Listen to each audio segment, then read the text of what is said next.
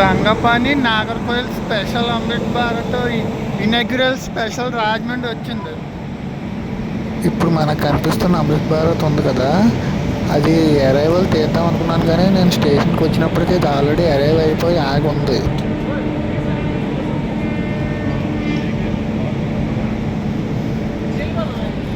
Two hours లేట్గా వచ్చింది రాజమండ్రికి. మొత్తం 3 అమృత్ భారత్లు ఇనాగ్రల్ అవుతుంటే అందులో నేను ఫస్ట్ది మిస్ అయింది, ఈ సెకండ్ది ఇప్పుడు ఇదేమో అరైవల్ మిస్ అయింది, డిపార్చర్ ఇప్పుడు.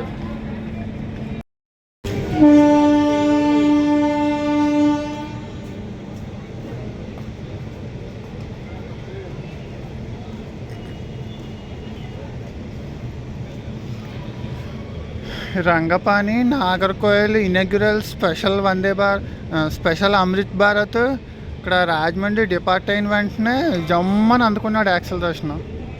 పుష్పుల్ వ్యాపారాలు ఉన్నాయి కదా,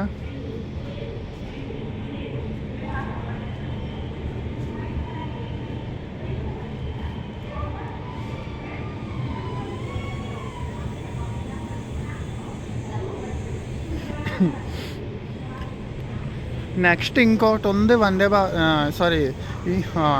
ఇనాగ్యురల్ అమృత్ భారత్ ఇంకోటి ఉంది. మరి అది ఎక్కడ క్యాప్చర్ చేయడానికి అవుతుంది, అదేం సామలకోటలో ఆపేసాడు దాన్ని.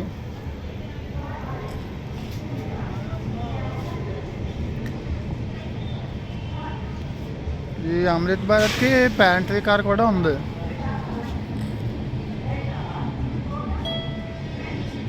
Bye bye. तुम्हारे पास